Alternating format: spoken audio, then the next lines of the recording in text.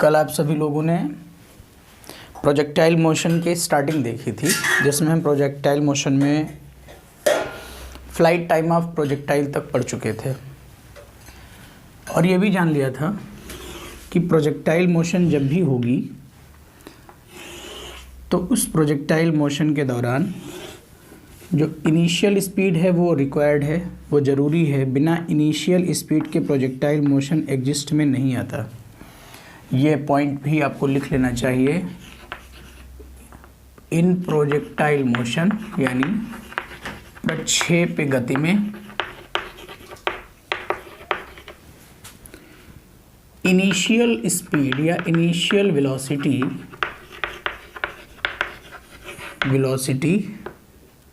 Is not zero. प्रक्षेप गति में प्रारंभिक वेग शून्य नहीं होता है। हॉरिजॉन्टल कंपोनेंट आप सब लोग जान चुके थे, U X equal to U cos theta naught होता है और ये परमानेंट कांस्टेंट रहता है, परमानेंट कांस्टेंट रहता है। मैक्सिमम हाइट पर हमने देखा था जो यहाँ पे स्पीड बचती है, मान लो वो v है, तो हॉरिजॉन्टल कंपोनेंट जो होगा वो हमेशा बराबर होगा प्रोजेक्टाइल मोशन में। इस समय इसका जो वर्टिकल कंपोनेंट है वो जीरो है, ये आप जानते हैं, और हॉरिजॉन्टल कंपोनेंट ऑलवेज कांस्टेंट रहेगा and that will be you x. जो यहाँ पर था वही यहाँ बना रहेगा, वही यहाँ बना रहेगा, वही हर जगह बना रहेगा। हॉरिजॉन्टल कंपोनेंट कांस्टेंट है, वर्टिकल कंपोनेंट जीरो है। हमने आपसे ये भी कहा था कि अगर वेलोसिटी चेंज हो रही है तो इसका मतलब एक्सीलरेशन एग्जिस्ट देयर, वहाँ पे त्वरण अस्तित्व में है। क्योंकि बिना त्वरण के अस्तित्व में आए ये संभव ही नहीं होगा कि कोई वेग बदल जाए। ओके, एक क्वेश्चन पूछा जाता है, उच्चतम बिंदु पर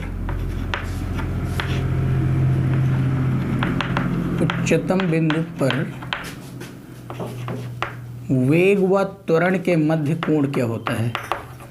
वेग व त्वरण के मध्य कोण, ठीक है। उच्चतम बिंदु पर वेग व त्वरण के मध्य क्या एंगल होगा? देखिए कितना बढ़िया क्वेश्चन है और किस तरह से पूछा गया है। At the highest point what is the angle between the acceleration and speed? Okay, speed यानी वेलोसिटी। तो इसमें वेलोसिटी का केवल ये कंपोनेंट बाकी है, ये वाला तो है ही नहीं। और हमने कहा था कि प्रोजेक्टाइल मोशन में ग्रेविटेशनल एक्सेलरेशन कंटिन्यूअसली टुवर्ड्स अर्थ होता है। इसका मतलब इसमें जो त्वरण होगा, जो गुरुत्वीय त्वरण होगा, वो इधर होगा। वेग का केवल यही कंपोनेंट है, बाकी कोई कंपोनेंट है नहीं। इसका मतलब इस समय इनके बीच का एंगल क्या है? 90 डिग्री। तो आप इसको भी लिख लीजिए, उच्चतम बिंदु पर वेग व त्वरण के मध्य कोण, त्वरण के मध्य कोण 90 डिग्री। बहुत अच्छी बात है, जानना चाहिए। आगे हम बढ़ेंगे। देखिए दो चीज़ें तो हो गई। मान लीजिए मैंने एक इक्वेशन लिखा और प्रक्षेप गति में वो किसी का भी इक्वेशन हो सकता है। मैं नॉर्मली लिखता हूँ डिस्प्लेसमेंट इक्वेशन, है ना। मैं एक विस्थापन का इक्वेशन लिखता हूँ और मैंने लिखा जो विस्थापन का इक्वेशन है वेक्टर एस, है ना, वो है 8 × t। क्या आप पहचान करके बता सकते हैं कि ये हॉरिजॉन्टल कंपोनेंट होगा या वर्टिकल कंपोनेंट होगा? हमने एक क्वेश्चन लिखा कि किसी प्रक्षेप गति में विस्थापन का समीकरण vector s equal to 8t के द्वारा प्रदर्शित है। बताइए कि यह कौन हो सकता है? क्षैतिज विस्थापन, ऊर्ध्व विस्थापन, दोनों, इनमें से कोई नहीं। हॉरिजॉन्टल डिस्प्लेसमेंट यानी क्षैतिज विस्थापन,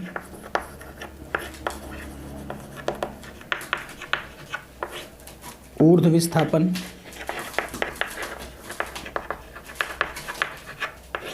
दोनों, इनमें से कोई नहीं। अब आपको हम पहले बता चुके हैं कि जो हॉरिजॉन्टल कंपोनेंट होता है वो हमेशा कांस्टेंट होता है इस वेलोसिटी में।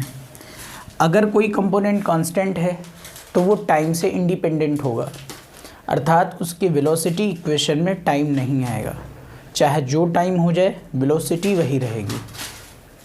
तो अगर हम इसको एक बार समय के सापेक्ष अवकलित करेंगे तो ये आएगा ds/dt इक्वल टू 8। ये स्पीड है और ये ऐसी स्पीड है जो कोई भी टाइम हो जाए, पहला सेकंड, दूसरा सेकंड, तीसरा सेकंड, चौथा सेकंड, पांचवा सेकंड, कोई भी सेकंड आ जाए, वो जब टाइम पर डिपेंडेड ही नहीं है तो हमेशा बराबर होगा। अब अगर यही ऐसा बच जाता तो अगर 1 सेकंड रखते तो 8 आता, 2 सेकंड रखते तो 16 आता, 3 सेकंड रखते तो 24 आता। लेकिन इस समय जो वेग का समीकरण है वो वेग का समीकरण टाइम से इंडिपेंडेंट है। अगर वेग का समीकरण टाइम से इंडिपेंडेंट है तो आपको इस फिगर में सोचना चाहिए कि कौन सा ऐसा कंपोनेंट है जो टाइम से इंडिपेंडेंट होता है, जिसका टाइम से लेना देना नहीं होता है, तो वो है horizontal component. So it's answer will be horizontal. इसी तरह का एक क्वेश्चन और बन सकता है। क्या बन सकता है? देखिए मैं आपको बताता हूँ।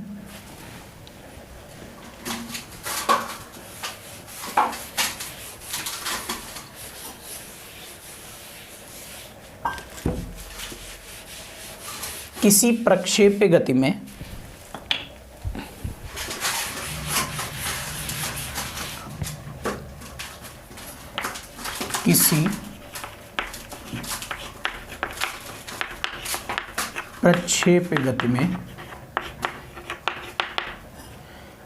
x व y अक्षों के अनुदिश, ये क्वेश्चंस आप लोगों को लिखने चाहिए। विस्थापन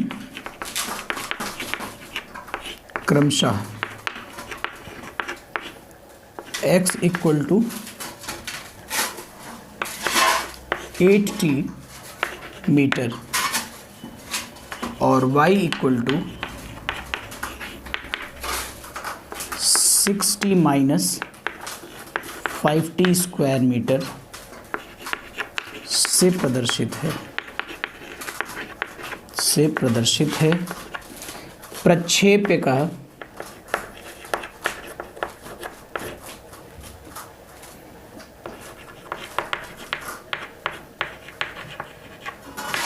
प्रारंभिक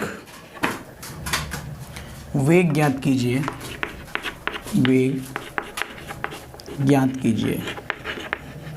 क्वेश्चन लिखा हुआ है, in a projectile motion the displacement along the x-axis and y-axis is represented by the given structure in the given expression. Calculate the initial velocity of projectile motion. Projectile motion की initial velocity calculate करिए। ये जो velocity है इसको calculate करिए। देखिए अगर हमें ये मिल जाए ux, अगर हमें ये मिल जाए uy, तो हम ये देख रहे हैं कि इस समय हम लगा सकते हैं वेक्टर u बराबर या u equal to √uy square plus ux square, क्योंकि इन दोनों वेक्टर क्वांटिटीज़ के बीच में एंगल 90 डिग्री का है। ऐसा हो जाएगा, इन दोनों वेक्टर क्वांटिटीज़ के बीच में एंगल 90 डिग्री का है। तो अगर हमें यहाँ से इनिशियल स्पीड मिल जाए, तो हम इसको लगा लेंगे। अब देखो ये एक्स अक्ष के अनुदिश विस्थापन है। अगर हम इसको वन टाइम डिफरेंशिएट करें तो वन टाइम डिफरेंशिएट करने पर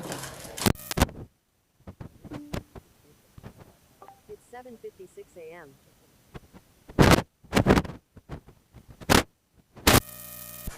करो भला। हेलो, आवाज़ आ रही है आप लोगों को? तो अगर हमें ये स्पीड मिल जाए dx/dt, तो हम इसे कहेंगे 8 मीटर पर सेकेंड, क्योंकि टाइम का डिफरेंशिएशन है। इसे हम कह सकते हैं ux, प्रारंभिक वेग है। अगर हम इसका टाइम के साथ में डिफरेंशिएशन करें तो ये आएगा dy/dt, और ये होगा 6 - 20 मीटर पर सेकेंड आएगा। लेकिन हमें तो इनिशियल स्पीड चाहिए। इनिशियल स्पीड का मतलब टाइम 0 होना चाहिए या स्टार्टिंग टाइम का चाहिए। तो for initial speed U will put time t equal to 0, then it will be uy equal to 6 metre per second. अब देखो ux आ गया, uy आ गया, कंडीशन कुछ इस तरह की बनती नज़र आ रही है। ये ux हो गया, ux आपका है 8 मीटर पर सेकेंड, uy आपका है 6 मीटर पर सेकेंड। आपको इनिशियल स्पीड निकाल लेनी है, बहुत आसान है। u बराबर √ux² प्लस uy²। सो यहाँ से जो u आएगा वो आएगा √64 + 36 and that will be 10 metre per second. ठीक है, बहुत छोटे छोटे कॉन्सेप्ट हैं, लेकिन ये अगर हमको आ जाएं तो अच्छी बात है, नहीं आएंगे तो परेशानी पैदा करेंगे। एक एग्जाम्पल हम और देखते हैं।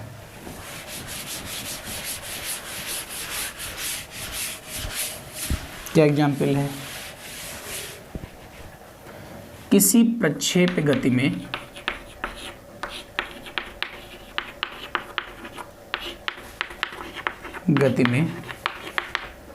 वेग वेक्टर u बराबर 5i cap plus 10j cap metre per second से प्रदर्शित है। ऐसा भी सवाल आता है भाई, प्रदर्शित है, उड़ान का समय ज्ञात कीजिए। उड़ान का समय ज्ञात कीजिए। मान लीजिए आपके सामने ये प्रश्न आ गया कि बताइए इसका फ्लाइट टाइम ऑफ प्रोजेक्टाइल क्या है। Velocity in a projectile motion is given by 5i cap plus 10j cap. Calculate the flight time of projectile. किसी प्रक्षेप में उसका प्रारंभिक वेग 5i cap plus 10j cap से प्रदर्शित है, उड़ान का समय ज्ञात कीजिए, ये क्वेश्चन है। तो उड़ान का समय हमने पढ़ रखा है, time t equal to 2u sin θ/g। अब इस इक्वेशन में अगर हम सब कुछ, जैसे मान लीजिए मैं कह देता हूँ take g equal to 10 metre per second square, तो g तो है, 2 की कोई ज़रूरत नहीं। अब इतना टर्म अगर कहीं से मिलेगा तो ही ये हल हो पाएगा, अदरवाइज हल नहीं हो पाएगा। अब हमारी कल वाली क्लास आप ध्यान करिए, मैंने कहा था इसे प्रदर्शित कर सकते हैं vector u equal to ux vector plus uy vector. अब इसकी ज़रा कंपैरिजन करा दीजिए, या मैंने कहा था इसको लिख सकते हैं ux_i cap plus uy_j cap. ठीक, अब आप देखिए uy_j कैप की जगह पे कौन है, 10 मीटर पर सेकेंड। और ध्यान करिए हम uy को कहते क्या हैं, u sin थीटा।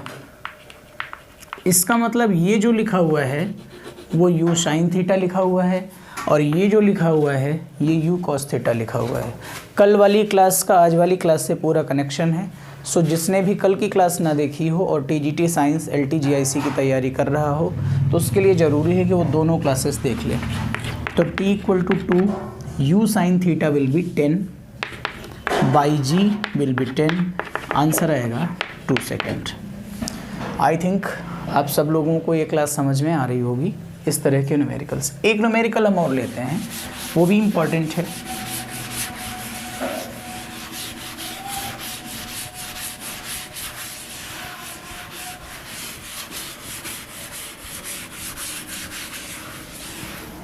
लिखता है उच्चतम बिंदु पर वेग, ये भी कॉन्सेप्चुअल क्वेश्चन है। देखिए ये सारे क्वेश्चंस माइंड मेकअप हैं, इस तरह के टाइप आ सकते हैं, इनके अंकों से आपका कोई लेना देना नहीं है, क्योंकि क्लास को पढ़ाते समय जो एग्जाम्पल दिमाग में बनता है वो बता दिया जाता है। उच्चतम बिंदु पर वेग प्रारंभिक वेग का आधा है,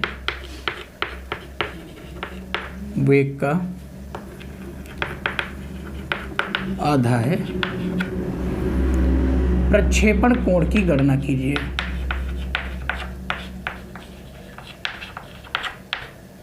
प्रक्षेपण कोण की गणना कीजिए, ये क्वेश्चन है। उच्चतम बिंदु पर वेग प्रारंभिक वेग का आधा है। अगर हम प्रारंभिक वेग मान लें u, तो u एट मैक्सिमम पॉइंट कितना होगा, u/2, प्रारंभिक वेग का आधा। लेकिन बात यह है कि you should have information about the velocity on the highest point of projectile। आपको ये जानकारी होनी चाहिए कि हाईएस्ट पॉइंट ऑफ प्रोजेक्टाइल पर वेलोसिटी की क्या वैल्यू होती है, क्या बचता है। तो आपको हमने बताया था यहाँ पे सिर्फ u cos थीटा बचता है ना, हॉरिजेंटल कंपोनेंट बचता है, हाईएस्ट पॉइंट पे वर्टिकल कंपोनेंट होता नहीं है, और हॉरिजेंटल कंपोनेंट हर जगह बराबर होता है।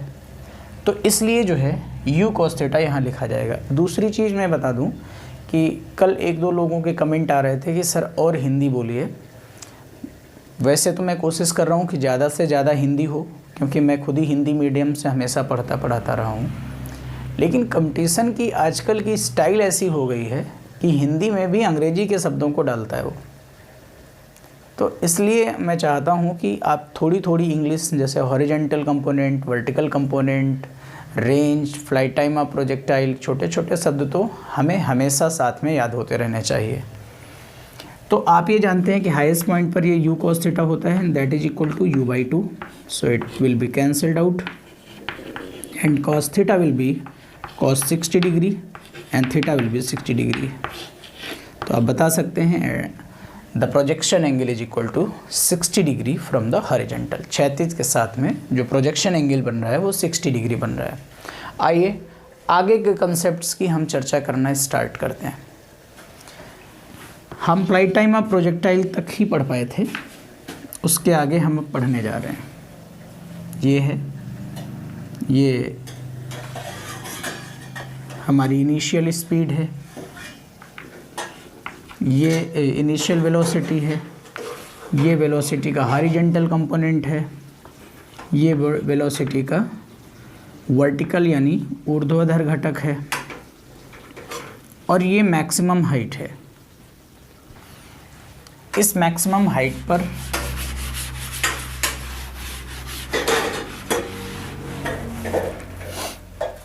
ये मैक्सिमम हाइट है थीटा एंगल पर। इस मैक्सिमम हाइट पर क्या हो रहा है, देखिए इतना, ये जो प्रोसेस है, यही प्रोसेस इसके आगे सिर्फ दोहराया जाता है। यहाँ से यहाँ तक ये टाइम चढ़ने का है और ये टाइम उतरने का है। तो अगर आप NCERT में कभी झांक के देखेंगे तो वहाँ लिखा है time of elevation and time of departure. ठीक, तो ये टाइम ऑफ एलिवेशन है, और पीक पॉइंट पर प्रोजेक्टाइल मोशन की बहुत सारी घटनाएं चलती हैं। जैसे क्यों चलती हैं, अब पीक पॉइंट पर हमने देखा कि केवल हमारे पास कौन बचा, ux, u sin theta, u cos theta, है ना। और यहाँ का जो, या इसको vx लिख लीजिए, क्योंकि यहाँ u है तो यहाँ कोई स्पीड बदल गई होगी, v बची होगी, तो ये vy क्या है, 0 है। यानी अगर इतने में हम इक्वेशन ऑफ मोशन यूज़ करें वर्टिकल कंपोनेंट के लिए, तो ऐसी दशा में लास्ट स्पीड, जो फाइनल स्पीड, फाइनल वेलोसिटी होगी, स्पीड मैं बार बार बोल रहा हूँ, यहाँ पे वेलोसिटी उससे समझिए आप, जो फाइनल वेलोसिटी होगी वो 0 ली जाएगी for vertical component, not I am talking about the horizontal component, क्योंकि हॉरिजेंटल कंपोनेंट में तो वो हमेशा कांस्टेंट रहती है। तो अब जैसे मैं इसी में बात करूं वाई एक्सिस में, और आप देख रहे हैं ना इस दशा में इससे ज़्यादा हाइट कहीं नहीं गेन हुई है, पूरे फिगर में इससे बड़ी हाइट नहीं है। तो इसी को चाहे आप हाइट कह दीजिए, चाहे आप इसी को maximum height at theta angle कह दीजिए, वो यही है। इस समय इस थीटा एंगल में जिस समय आपने प्रोजेक्शन किया है वो इससे ज़्यादा हाइट पूरे फिगर में नहीं है। हाँ, आप इससे ज़्यादा ऊंचा फेंक सकते थे, इसी स्पीड से फेंक सकते थे, यानी यही स्पीड लेते और इससे ज़्यादा ऊंचाई मिल जाती, लेकिन तब आपको एंगल बदलना पड़ता। इन this condition, in this angle, this is the maximum height. इससे ज़्यादा की हाइट कहीं नहीं हो सकती। तो अगर आपसे कभी ये पूछा जाए कि मैक्सिमम हाइट कितनी हो सकती है, तो फिर थीटा बदल के कुछ ज़्यादा हो सकती है।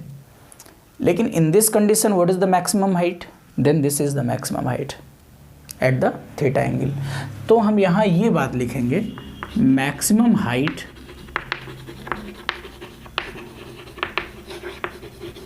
एट एंगल थीटा,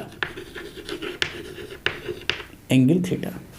अच्छा, अगर हम इक्वेशन ऑफ मोशन याद करें तो हाइट के केवल दो इक्वेशन है, h equal to U T minus half G T square. In this equation you will have to include the time t, t equal to U sine theta upon G for only elevation, not I am talking about the whole projectile motion. मैं पूरी projectile motion की बात नहीं कर रहा हूँ, आधी की कर रहा हूँ, इसलिए यू साइन थीटा अपॉन जी लेंगे। लेकिन एक इक्वेशन ऐसा है जो टाइम इंडिपेंडेंट है और हाइट देता है, that is the third equation of motion, V square बराबर U square plus minus 2gh। So along the Y axis, चूँकि हाइट तो वाई एक्सिस में है, along the Y axis V Y square equal to U Y square minus 2gh, मतलब Y अक्ष के अनुदिश अंतिम वेग। तो इस पॉइंट पर वाई अक्ष के अनुदिश अंतिम वेग क्या हो चुका है, 0 हो चुका है। वाई अक्ष के अनुदिश प्रारंभिक वेग that is equal to U sine theta and that is equal to U cos theta. So हमें ये लेना है, so it will be U square sine square theta minus 2gh, या इसे h ले सकते हैं। So h will be U square sine square theta by 2g। कब की बात है, एट थीटा एंगल। लेकिन क्या थीटा को चेंज करने पर और इसी स्पीड से फेंकने पर हाइट और हो सकती है? सिर्फ आपको थीटा बदलने की अनुमति दी जा रही है, लेकिन ये वाली स्पीड वही है, ये वाली वेलोसिटी वही है। तो क्या ये वैल्यू बढ़ सकती है? एब्सोल्युटली, क्योंकि ट्रिग्नोमेट्रिक फंक्शन आया है और ये अपनी मैक्सिमम वैल्यू 90 पर देगा। तो फॉर एच मैक्सिमम इसको लिख लेना आप, ये है थीटा प्रक्षेपण कोण पर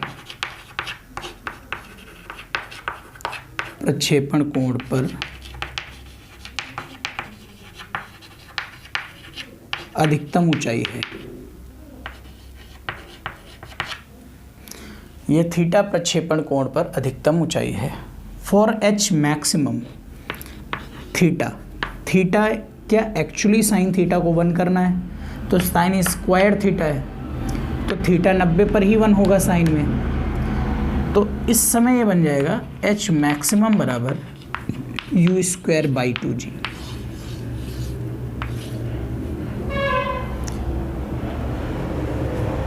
हो सकता है अभी आप लोगों में इसमें भ्रम बना हो, एक एग्जाम्पल देते हैं और भ्रम खत्म करते हैं।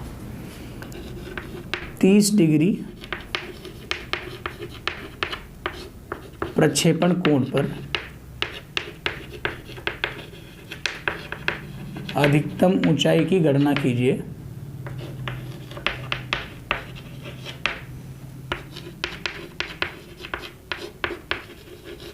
गणना कीजिए और आपको u दिया है 20 मीटर पर सेकंड और g आप ले सकते हैं 10 मीटर पर सेकंड स्क्वायर। ठीक, तो आपसे अधिकतम हाइट पूछ रहा है तो आप कहेंगे h equal to U square sine square theta by 2g और u इस समय है आपके पास 20 into 20 into sine square theta will be 1/4 into 2 into 10, ये कैंसिल होगा, 4 पंचे 20, 5 मीटर। ओके, लेकिन अगर यही क्वेश्चन हो जाए कि 20 मीटर पर सेकंड के वेग से यदि हम किसी प्रक्षेप को फेंकें 20 मीटर प्रति सेकंड के प्रारंभिक वेग से यदि हम किसी पिंड को प्रक्षिप्त करें तो उसकी अधिकतम ऊंचाई क्या हो सकती है? क्या हो सकती है? कोई आपको बाउंडेशन नहीं दिया जा रहा है कि आप कौन सा एंगल लीजिए, बट आपको सिर्फ ये कहा जा रहा है कि आप मैक्सिमम हाइट निकालिए। In this condition you will have to contemplate that what will the angle to gain the maximum height. उस समय आपको विचार करना पड़ेगा कि अधिकतम ऊंचाई ज्ञात करने के लिए हमें कौन सा कोण लेना चाहिए। तो आप जानते हैं अधिकतम ऊंचाई के लिए फिर जब हमें लेना हो तो वो हम 90 लेंगे and the maximum height will be, यहाँ रख लेते हैं 220 into 20 by 2 into 10, that will be 20 metre. दोनों में फ़र्क समझ में आ गया होगा। तो ये है मैक्सिमम हाइट। अब देखिए, ये कल की क्लास में ही हम सीख रहे थे कि this is the best example of the 2 dimensional motion as well as circular motion. जिस तरह से सर्कुलर मोशन 2 डायमेंशनल मोशन का एग्जाम्पल है, ठीक वैसे ही प्रोजेक्टाइल मोशन भी 2 डायमेंशनल मोशन का एग्जाम्पल है। मीन्स अगर हम यहाँ खड़े होकर के अपनी चाक को यूं प्रोजेक्ट करें तो in the same time simultaneously उसी समय हमारी बॉल 2 तरह के डिस्प्लेसमेंट कवर कर रही है। एक तो हाइट गेन कर रही है, दूसरी चीज़ वो जहाँ गिरेगी वो हमसे थोड़ी दूर गिरेगी, यानी at the same time we are seeing that the displacement is available along the X axis as well as Y axis. उसी टाइम पर हम देख रहे हैं कि एक्स एक्सिस से भी बॉल डिस्प्लेस्ड है और वाई एक्सिस में भी बॉल डिस्प्लेस्ड है, यानी 2 डायमेंशनल मोशन का एग्जाम्पल है। तो आपने इसकी तो चर्चा कर ली, लेकिन फाइनल मोशन यहाँ से यहाँ तक हो रही है। मैक्सिमम हाइट तो सिर्फ यहीं मिलेगी, बाकी सब हाइट्स छोटी होती जाएंगी। चलिए छोड़ दीजिए, कोई बात नहीं, हाइट्स छोटी होती जाएंगी, लेकिन फाइनली वो यहाँ गिरा ना। इसका मतलब क्या हुआ? The body has gained the displacement along the X axis which is measurable, which is required to measure. इस समय इस पिंड ने एक्स अक्ष के अनुदिश भी विस्थापन तय किया है, इसलिए उसको भी कैलकुलेट किया जाना चाहिए। और इसे हम पराश कहते हैं, इसे हम रेंज कहते हैं, इसे हम हॉरिजेंटल रेंज यानी क्षैतिज परास कहते हैं। But it is very easy. Why? क्योंकि यहाँ पर त्वरण का कोई काम नहीं है। यहाँ सामान्य सूत्र आप लगा दीजिए, दूरी बराबर चाल गुणा समय। चाल परमानेंट यू कॉस थीटा है और यहाँ से यहाँ तक जाने का टाइम वही है जो यहाँ से यहाँ तक आने का टाइम है, that is 2u sin theta upon g। So we can calculate the range from this point. क्या होगा देखिए,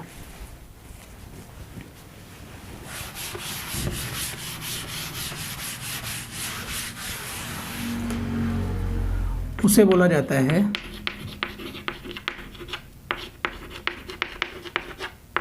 क्षैतिज पराश। ठीक है, हॉरिजेंटल रेंज।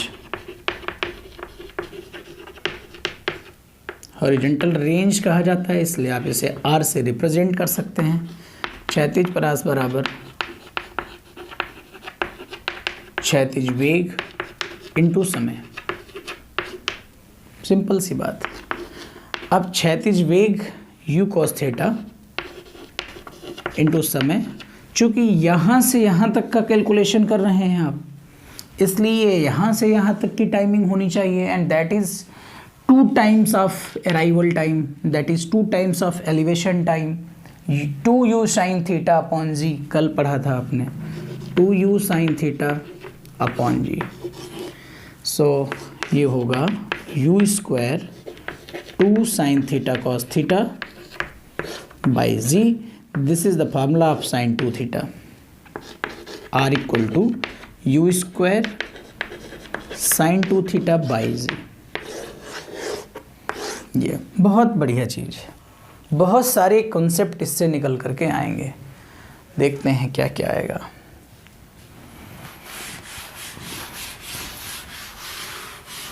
पहली चीज,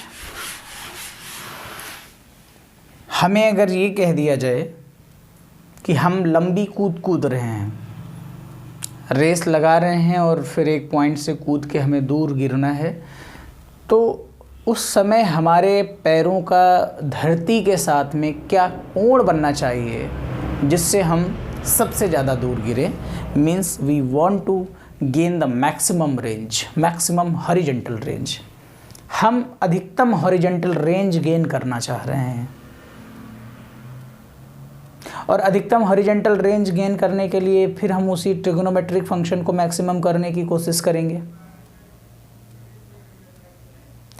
किस कंडीशन में बिना स्पीड यानी बिना वेलोसिटी चेंज किए हुए हम मैक्सिमम रेंज गेन कर सकते हैं।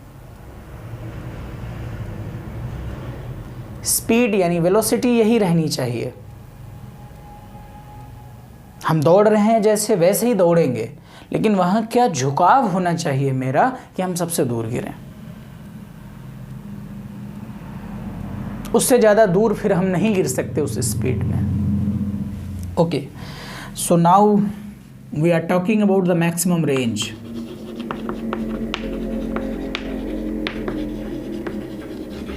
मैक्सिमम रेंज क्या, चूंकि आर यहाँ पे आप देख रहे हैं U square sine 2 theta upon G. For maximum range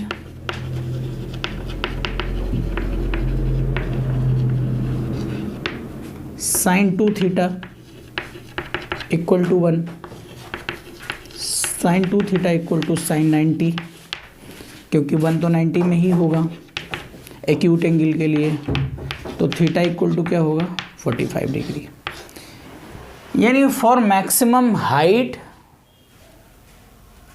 the projection angle should be equal to 90 degree,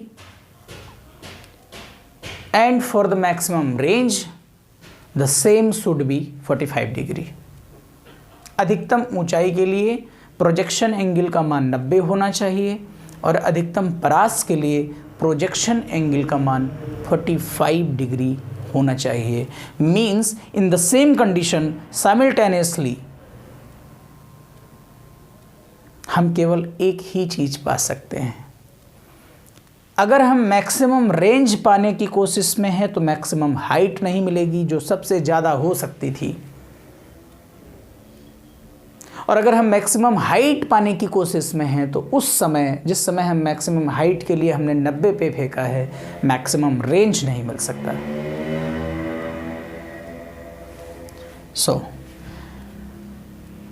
लेकिन ये तभी हो सकता है जब आप एंगल बदलने के लिए स्वतंत्र हों, when you are free to change the angle।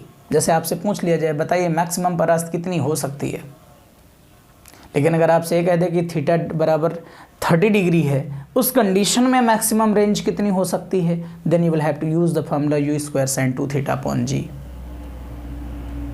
Theta angle पर कंडीशन अलग है और थीटा चेंज करने के लिए हम फ्री हो जाते हैं। उस दशा में हम ट्रिग्नोमेट्रिक फंक्शन को 1 बनाने की कोशिश करते हैं। चूँकि ट्रिग्नोमेट्रिक फंक्शन साइन आता है, इसलिए साइन के साथ में जो उसका आर्गुमेंट है, जो उसका एंगल है, उसको हम 1 बनाने के लिए 90 बनाते हैं। वहाँ थीटा था तो 90 बन गया, चूँकि यहाँ 2 थीटा 90 के बराबर है, इसलिए थीटा 45 बन गया। ओके, क्या इनमें कनेक्शन हो सकता है उसको देखिए। हाइट में और रेंज में कैसा कनेक्शन हो सकता है उसको देखते हैं। आप कहते हैं हाइट है H equal to U square sine square theta by 2g। अगर इन दोनों को हम डिवाइड कर दें तो that will B r by H and you square 2 sine theta cos theta by g into you square sine square theta by 2g। ये cancel, ये 2 ऊपर चला जाएगा, 4 हो जाएगा। r by H equal to sine से साइन कैंसिल हो जाएगा, cos by sine that is cot theta. यानी h इक्वल टू, अगर इसको मैं 1/10 लिख दूं तो इक्वेशन बनेगा h इक्वल टू 4, सॉरी ये 4 छूट चुका है, ये 4 ले लेंगे। इसको मैं लिख सकता हूं r equal to 4h cot theta, r equal to 4h cot theta, या मैं एक कह सकता हूं r tan थीटा बराबर 4h। बातें वही हैं, 1/10 बना दीजिए कॉट को तो r tan theta equal to 4h। एक क्वेश्चन बड़ा फेमस है एनसीईआरटी का,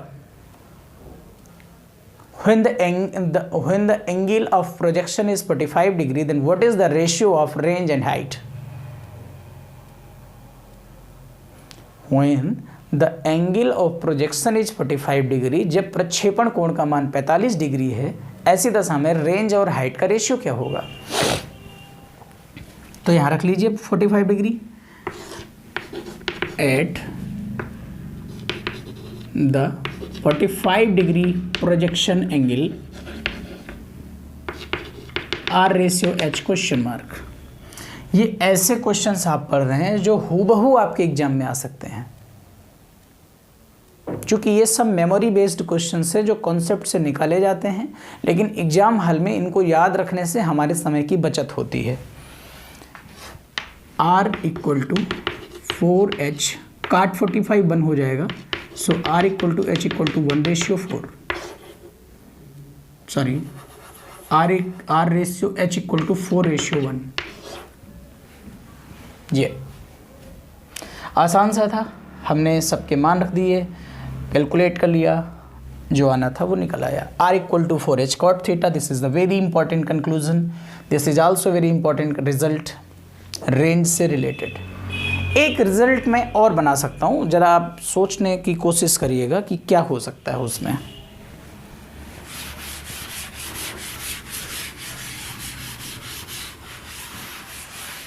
एक बालक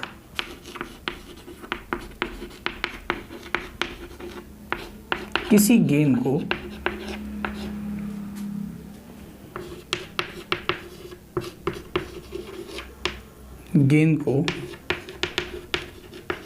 50 मीटर ऊंचा फेंक सकता है। बहुत इंपॉर्टेंट क्वेश्चन है, 50 मीटर ऊंचा फेंक सकता है।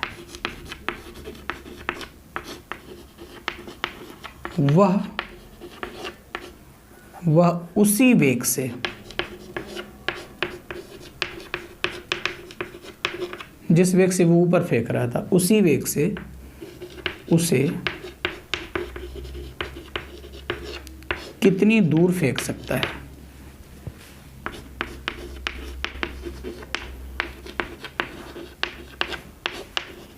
अब बात समझिए, इस समय r equal to 4h cot theta काम करेगा? इस समय r equal to 4h cot theta काम नहीं करेगा, क्योंकि बालक ने जब ऊपर फेंका ना तो लिखा है कि इतना ऊपर फेंक सकता है, मतलब उसने अपने मन का एंगल चुना होगा, बालक बुद्धिमान होगा, यानी उसने प्रोजेक्शन एंगल कितना लिया होगा, 90 डिग्री।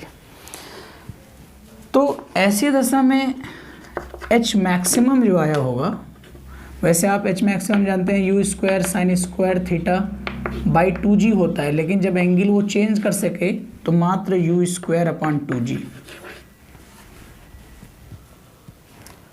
उसी स्पीड से उस गेंद को वह कितनी दूर फेंक सकता है, ये नहीं कहा जा रहा है कि उसी स्पीड से उसी कोण से, अगर उसी कोण शब्द आ जाता तो हम r equal to 4h cot theta का यूज कर लेते, लेकिन ना, उसमें आ रहा है उसी स्पीड से कितनी दूर फेंक सकता है, मतलब that candidate can change the angle of projection. वो व्यक्ति एंगल ऑफ प्रोजेक्शन को चेंज कर सकता है to gain the maximum range, to gain the maximum height. So अभी आपने मैक्सिमम रेंज पढ़ा भी है, u²/g, यानी ये हमारा क्या लिखा हुआ है, maximum range. Maximum range equal to, या height maximum equal to range maximum by 2। So R maximum equal to height maximum कितनी है, 50 गुणा 2, फेंक सकता है 100 मीटर। प्लीज़ मैं बार बार कह रहा हूं कि ये जो रिलेशन आया है, इस रिलेशन में थीटा अलग अलग है। इसमें थीटा 90 लिया गया है और इसमें थीटा 45 लिया गया है। So don't compare this formula by this formula r equal to 4h cot theta. These both are the totally different, these both are the completely different. ये दोनों बिल्कुल डिफरेंट हैं, ठीक है। तो रेंज हमने सीख लिया। अभी रेंज में क्वेश्चन और बचता है, मैं टाइम थोड़ा सा देख लेता हूं। रेंज का मैं क्वेश्चन आपके सामने और ले लेता हूं, उससे भी आप देख लीजिए। रेंज का क्वेश्चन ये है कि मान लीजिए कोई बालक जो है वो एक पाइप लिए है और उस पाइप को u स्पीड से उसमें पानी निकल रहा है और मैदान पे वो छिड़क रहा है, एक ही जगह पे खड़े होकर के चारों तरफ नाच रहा है, यूं ऐसे ऐसे नाच रहा है। उसे उस पाइप को कितनी डिग्री एंगल पर लेना चाहिए कि वो मैक्सिमम एरिया में पानी का छिड़काव कर सके। क्वेश्चन देखिए, इसी से रिलेटेड है। किसी पाइप से u मीटर पर सेकेंड के वेग, किसी पाइप में u मीटर पर सेकेंड के वेग से पानी निकल रहा है। उस अधिकतम क्षेत्रफल की गणना कीजिए जिससे एक ही स्थान पर वृत्ताकार रूप में एरिया कवर किया जा सकता है। अब आप समझिए, एक तरफ पानी से अगर बौछार निकली तो वो बौछार मैक्सिमम रेंज तक भेजने के लिए हमें मैक्सिमम रेंज चाहिए, और मैक्सिमम रेंज के लिए थीटा 45 चाहिए, और उसी एंगल से हम अगर चारों तरफ घूमें तो that maximum range will be equal to the radius of that circle. वही मैक्सिमम रेंज, वो जो सर्किल आप बनाना चाहते हैं, जिसमें आप पानी का छिड़काव करना चाहते हैं, वो उसी रेंज के लिए रेडियस हो जाएगी। So area will be a equal to pi R square, and now this is the range. Pi u square by G होता है, तो u की पावर 4 बाई जी स्क्वायर, यानी in this condition area is proportional to the initial speed की power 4। बहुत अच्छा सवाल था, आपको कंपटीशन की बुक्स में मिल भी जाएगा, प्रैक्टिस में मिल भी जाएगा। अभी मुझे प्रोजेक्टाइल मोशन की एनर्जी पे काम करना है, प्रोजेक्टाइल मोशन के मोमेंटम पे काम करना है, लेकिन मेरी क्लास अब नहीं होगी, कल केमिस्ट्री की क्लास होगी। आप लोग केमिस्ट्री की क्लास के लिए 8 बजे रात में इंतज़ार करिएगा कल, और आप लोगों को केमिस्ट्री की क्लास मिल जाएगी। मंडे से सभी क्लासेस पेड होंगी। यदि आप एडमिशन लेने के इच्छुक हैं तो आप एडमिशन ले सकते हैं। ये आपको विचार करना है कि आपको तैयारी के लिए कितना समय चाहिए। आप विज्ञापन आते ही तैयारी स्टार्ट करते हैं, या विज्ञापन आने के कुछ दिन पूर्व तैयारी स्टार्ट करते हैं, या एग्ज़ाम के 1-2 महीने तैयारी पहले स्टार्ट करते हैं, ये आपके अपने संज्ञान पर है। लेकिन मैं सलाह दूंगा कि जिन लोगों को जो विषय वीक है उसमें आप अभी से लग जाइए, क्योंकि ये अवश्य संभाव्य है कि दोनों फार्म आएंगे, और उसमें LT तो 100% सबसे पहले आ जाएगा। तो प्लीज़ आप लोग ज़्यादा से ज़्यादा लोग इसे शेयर कर दीजिएगा, ये मेरा भी आग्रह रहेगा, और सब लोग जल्दी से जल्दी एडमिशन ले लीजिएगा। हमारे वही कॉलिंग नंबर्स हैं 7651997222, इसमें आप कॉल कर सकते हैं और इसमें आप व्हाट्सएप कर सकते हैं। इस नंबर पे आप जल्दी कॉल मत करिएगा प्लीज़, इसमें आप कॉल कर लीजिएगा, इसमें आप व्हाट्सएप कर लीजिएगा। क्लास देखने के लिए आप सबका दिल से शुक्रिया, थैंक यू।